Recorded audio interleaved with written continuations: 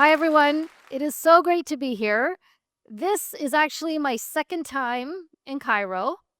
I was here about 25 years ago, and I had such a phenomenal time that when the opportunity to come back again came up, I had to come and I had to bring my family with me. And we just thank you for the warm welcome that we've had so far. We love, love, love Cairo, and we're excited. We were excited for the event, but we're actually really excited for it to be over so that we can go tour the rest of the awesome country. So I did grow up in Canada, and growing up, I was taught two things very clearly. The first thing I was taught was that you should never think what other people think of you.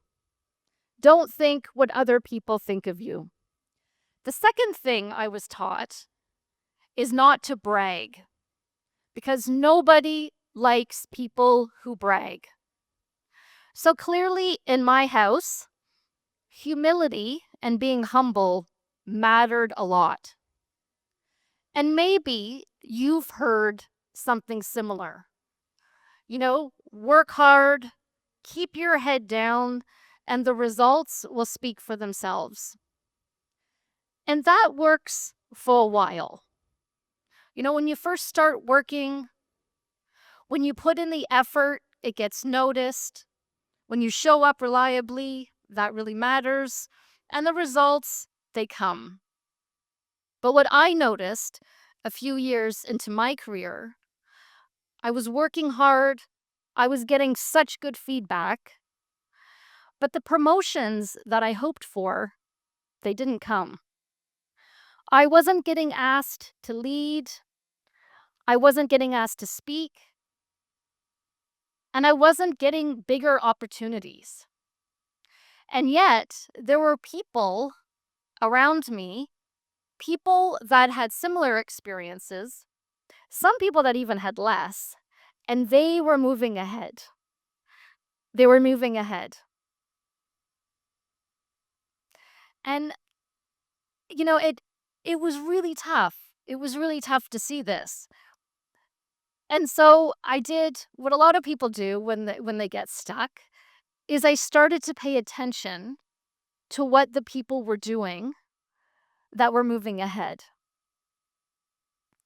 And, for a minute there, I felt a bit sorry for myself, and I was thinking, sometimes you can do everything right, but the bridge from where you are to where you want to go, it's just not there. And so I decided to pay attention to what those people were doing that got ahead. I mean, I started paying attention to what they were wearing to work. I paid attention to what social platforms they were on. Who were they following on social, and what were they sharing? In full transparency, I wasn't just paying attention, I started to copy them, because I started thinking to myself, if our experience is equal and they're moving ahead, they're obviously doing something right. And I can clearly remember one day I was getting ready for work and I'm standing in the mirror, looking at myself before I go to work. And I'm looking at my reflection. And there I am. I'm wearing these incredibly high heels. I have this really, really bright suit on. I've got this starchy blouse. I've got red lipstick. I've got these bright nails. And I just remember looking in the mirror thinking to myself, this is not a work outfit. This is a costume, and a really uncomfortable one that is not me. A short time later, I'm walking down the hall, and a colleague that I see comes up and says, "Hey, Lisa, I see you've been posting on social." And I get really excited because I had put forward a lot of effort to be more visible. Again, I was trying to be like those people that were getting ahead, that were posting a lot. So I was happy she saw my posts. But then she said, "Can I give you some honest feedback?" And I was like, "Sure." Everyone likes feedback. "Sure." She said, "If I didn't know that it was you posting on your channels, I wouldn't know it was you." And it really stung. It really stung. But she was right. She already knew what I thought. She knew my values. She knew my voice. She knew who I was. And so my issue wasn't that I wasn't being visible enough. My issue is that I was not being authentic. I wasn't being authentic to who I was and what my brand was. And by copying what the other people were doing, while I was getting opportunities, they were coming in. They weren't the right opportunities because I wasn't reaching the right people, at least the right people for me. And I was reminded in that moment of that lesson that I had learned early on in life. You shouldn't care what everyone thinks. And I realized that I needed to edit it because the truth is, you do need to care what some people think. Not everyone, the right people. The people that you lead, the people you want to inspire, the people you want to impress, and the people you want to serve. I mean, it's just one of those lessons, and I kept thinking to myself as I was thinking about personal branding, I started thinking I need to reframe how I'm thinking about it. That it's not about being seen and being loud. It's really about helping others, thinking it in a new way, thinking it less about being about myself and more about being of service to others. And seen in this way, visibility is about not only being a bridge from where you are to where you want to go, but it's a bridge between leadership and service. Take Muhammad, global economist and trusted voice in times of economic uncertainty. Muhammad didn't start out talking about himself. He started out giving advice and perspectives to help calm people in times of uncertainty. And over time, his voice became synonymous with credibility, with trust, and with calm leadership. Malala, the youngest Nobel Peace Prize winner and staunch advocate for education, Malala didn't start out with a global platform. She started out writing a blog anonymously about going to school. She didn't do it to become famous. She did it because she had a deep conviction in education. She believed education matters and that everyone should have access. Mel Robbins, author of the Let Them Theory, host of one of my favorite podcasts. Mel didn't start out as an expert. Mel started out talking about topics that matter to people and topics that a lot of people are embarrassed to talk about. And by openly sharing her thoughts and her perspectives, she created a community. And that community now spans worldwide.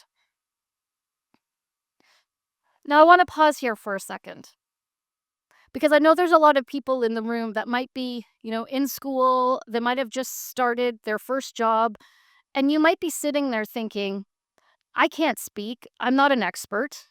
I don't have anything to talk about. Not true. It's a myth that you have to be an expert to speak. You don't. Every one of us has gone through something, has achieved something, and through there, you've got insights. And while those insights might seem small to you, they literally could be the very thing that someone needs to hear. Everyone has a story and a journey that matters to someone. Everyone in this room has a story and a journey that matters. Leadership doesn't start with a title. It starts with a willingness to help others so that they don't have to learn it the hard way. And for those of you that are already leaders, leading teams, leading organizations, leading communities, by you being more visible, you not only help others, you actually create space and you give permission for others to do the same. I feel like I'm supposed to run with you while you're doing that.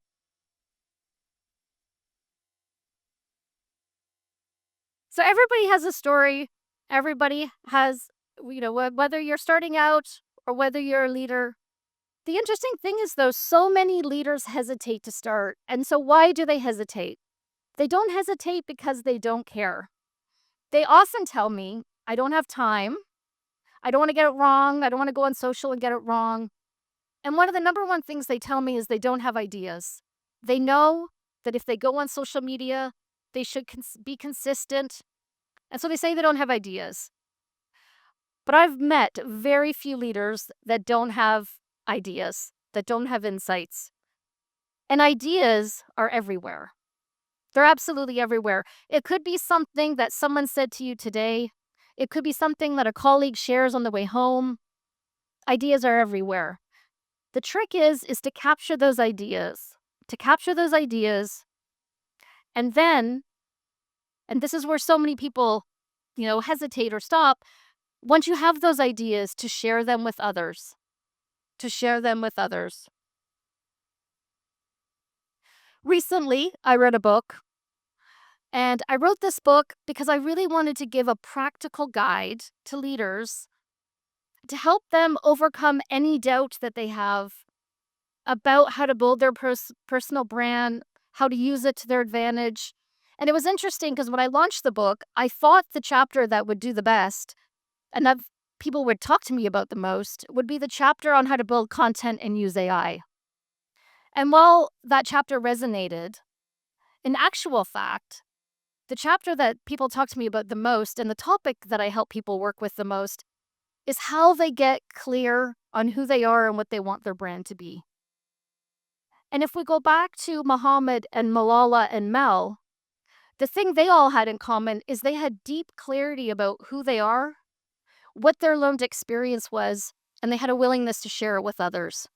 And so as you think about building your brand, maybe becoming a little bit more visibility, the first step is actually really getting clear. Figure out, what are your passions? What are your values? What is your unique experience? And what is your perspective? And from there, think about your goal. What's your goal? And who do you need to reach in order to reach that goal? Again, you don't have to reach everybody, just the right people. So who's the audience you need to reach? And where can you reach them? What social channels are they on? What events are they attending? What blogs are they reading? You don't have to be everywhere. You have to be somewhere.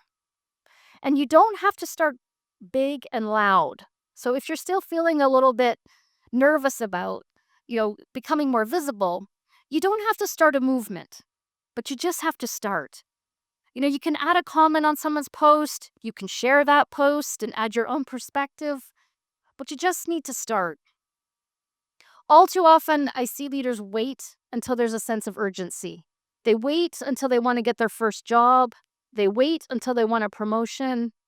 Or, God forbid, they wait until the ground underneath them shifts and they end up unemployed or fired. Don't wait. Building credibility takes time. Building trust takes time. And the best time to build a bridge isn't when you're standing on the edge and about to fall. It's when the ground underneath you feels really steady. And so I leave you with this. What is the one thing that you're willing to do today to build that bridge from where you are now to where you need to go in order to achieve your goals? What's the one thing? And whatever it is, take it. Take it today. Do not wait. And I hope that when you do take it, you'll let me know what unfolds for you next. Thank you so much for having me today. Thanks for hosting my family. Shukran.